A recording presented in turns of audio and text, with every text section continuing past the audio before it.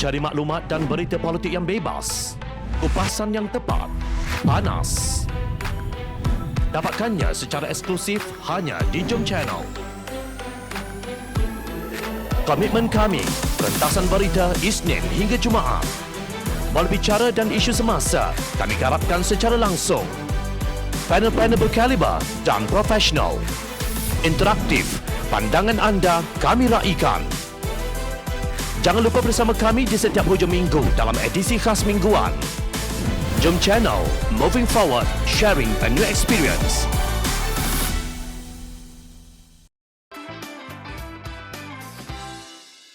Mengapa Kariah curi duit masjid? Biasanya pencuri akan dikecam, tetapi kali ini Daniel Iskandar yang mencuri duit tabung masjid mendapat respons yang berbeza daripada netizens dan pemimpin Pakatan Harapan.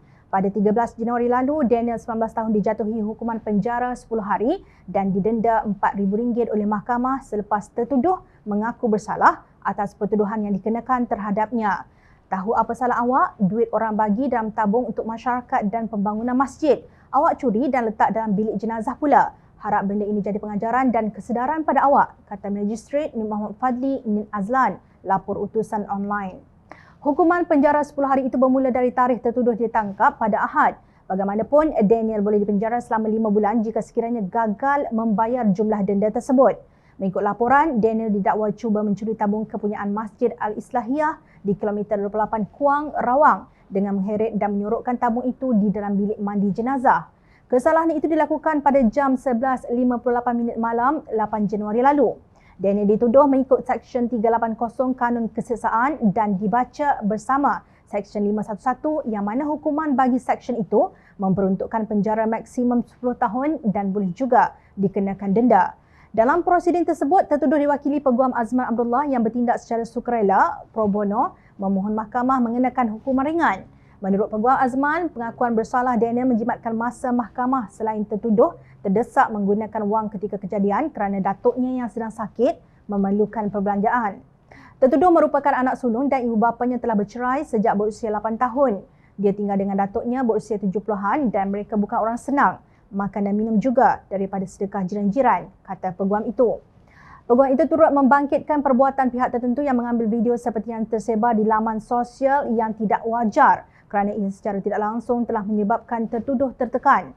Bagaimanapun, Timbalan Pendakwa Raya Wan Nur Iman Wan Ahmad Afzal memohon mahkamah menjatuhkan hukuman setimpal dengan mengambil kira faktor kepentingan awam selain bagi mencegah daripada orang lain melakukan kesalahan serupa. Terdahulu, Daniel dalam satu video yang tular telah dimandikan seperti jenazah oleh pengurusan sebuah masjid dan dilumur dengan kapur barus oleh sekumpulan pengurusan masjid sambil diawasi oleh beberapa penduduk kampung berkenaan. Jika membeli ubat pun keluarga Daniel tidak mampu, bagaimana hendak mendapat RM4,000 untuk membayar denda? Pastinya remaja tersebut akan meringkuk dalam penjara bersama-sama banduan yang lebih dahsyat jenayahnya. Sebilangan netizens mengecam perbuatan pihak masjid dan penduduk kampung terhadap remaja tersebut. Ketua Pemuda Amanah Nasional Hasbi Muda menyifatkan tindakan mandi jenazah dan sebar video kepada umum adalah amat keterlaluan. Maruah dan aib dia perlu dijaga. Apa hak ahli jawatankuasa masjid pelakuan seperti itu? Hukuman penjara 10 hari sebenarnya lebih daripada memadai, ujar beliau dalam satu kenyataan. Menurut beliau, Pemuda Amanah akan membantu keluarga remaja terbabit untuk membayar semua denda RM4,000 yang dikenakan serta membelikan ubat datuk beliau. Remaja 19 tahun ini juga perlu peluang kedua. Kita perlu membantu, tegas Hasbi. Dalam pada itu, Angkatan Wanita Amanah Awan Nasional menerusi ketuanya, Aiman Atirah juga menyatakan kesediaan untuk membantu membayar denda bagi pihak remaja tersebut. Mencuri itu perbuatan yang salah, tetapi mengapa kita membela remaja ini? Menurut satu sumber, banyak masjid yang menerima sumbangan ribuan ringgit setiap hari Jumaat. Kutipan boleh mencecah sehingga RM2,000. Ada masjid yang dapat mengutip sehingga RM6,000. Difahamkan, masjid di Bandaraya boleh mengutip sebanyak RM12,000 sebulan. Kemana pergi wang masjid ini sehingga ada kariah yang sakit tidak disantuni dan kecurian tabungnya berlaku? Jawabnya, ada sesuatu yang tidak kena dengan prioriti pihak pengurusan masjid.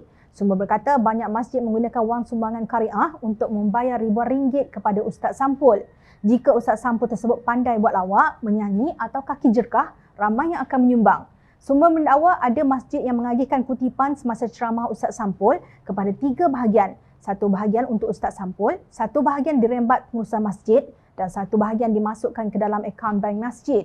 Manakala kariah yang susah diabaikan, tidak hairan jika ada individu dan ahli parti politik yang berebut mahu menjadi ahli jawatankuasa masjid.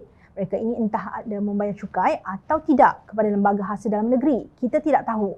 Bukan semua masjid begini. Namun, melihat kekerapan berlakunya kecurian tabung masjid, sepatutnya membuat ahli jawatankuasa berfikir, salah siapakah sebenarnya sehingga kariah sanggup mencuri wang tabung di masjid sendiri.